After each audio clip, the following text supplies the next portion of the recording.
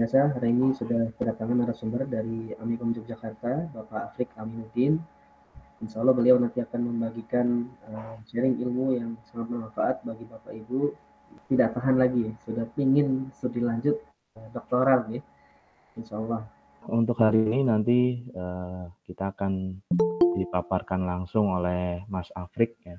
Sebelumnya mungkin sedikit saya perkenalkan untuk Mas Afrik ya. Kebetulan Mas Afrik ini kami pernah bersama di satu event itu namanya talent scouting ya Mas Afriknya. Ya, talent scouting. Jadi talent scouting itu merupakan salah satu program yang diselenggarakan oleh Kementerian Dikti ya, untuk mempersiapkan studi ya, khususnya di luar negeri. Nah ini salah satunya Mas Afrik yang bisa tembus nih di Malaysia ya untuk studinya. Ya, dan kalau saya akhirnya nyasarnya di Solo 3 gitu kan. Nah, ini luar biasa sekali Mas Afrik. Nah, kemudian Mas Afrik sendiri ini mendapatkan langsung 4 beasiswa ini. Ya, dari Amikom, kemudian dari UMP atau University Malaysia Pahang itu 3 sekaligus beasiswa ini. Ya, dari Doctoral Research Scheme, kemudian Doctoral Graduate Research Assistant, dan Postgraduate Research Grant Scheme. Mungkin yang pertama adalah kita perlu melihat sebetulnya apa sih PhD atau S3 begitu ya. Insya Allah mungkin sebagian sudah pernah melihat diagram ini. Jadi pada intinya ketika kita masih SD, elementary school itu ya, apa yang kita pelajari itu ya kecil, tetapi semua bidang dipelajari. Kemudian begitu di high school ini kalau di Malaysia itu tidak di satu selama 5 tahun kurang lebih.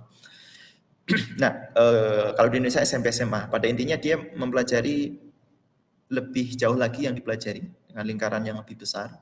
Kemudian ketika kita kuliah S1 itu mempelajari yang lebih besar dan ada tambahan yang spesifik begitu ya. Kemudian kuliah S2 dia akan fokus di begitu kita kuliah S3 sebetulnya kita menambah lagi ilmu kita baik-baik. Nah, kemudian ketika kita sudah berhasil melampaui titik ini, ya, kita berhak untuk mendapatkan PhD, kurang lebih begitu.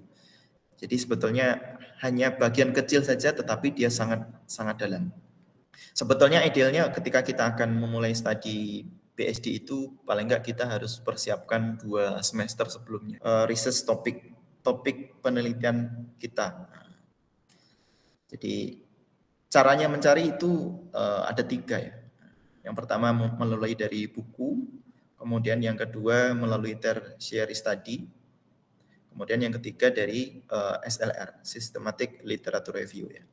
-1 berarti 6 bulan sebelum kita mendaftar ke program PhD begitu ya. Yang pertama adalah kita mencari prospektif supervisor atau kalau kita cari university tujuan. University ini sebenarnya terakhir sekali kalau kita sudah ketemu supervisornya.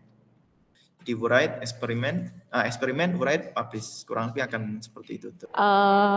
Saya mau bertanya tentang first time submit jurnal internasional Pak. Kan tadi ngelihatnya kan Bapak juga sama ya, maksudnya selalu ada kali pertama gitu. There is always be first time gitu. Betul. Yang pertama kali submit Q1 itu gimana sih, maksudnya tips-tipsnya kan, misalnya saya mau belajar gitu kan dari biasanya submit jurnal nasional aja, terus kemudian ujung-ujung misalnya harus ada tuntutan submit jurnal internasional Q1 lagi misalnya seperti itu. Itu mungkin ada tips triknya atau ya pengalamannya seperti itu Pak, mohon dibagi. Jurnal internasional kemudian khususnya langsung Q1. Kalau saya lebih prefer langsung ke Sendirect. Jadi ini untuk menghindari predatory. Ya, terima kasih. Saya kira saya cukupkan sampai di sini untuk sesi kita di hari ini. Semoga nanti bisa bertemu lagi di lain kesempatan. Saya cukupkan dulu. Akhir kata, wassalamualaikum warahmatullahi wabarakatuh.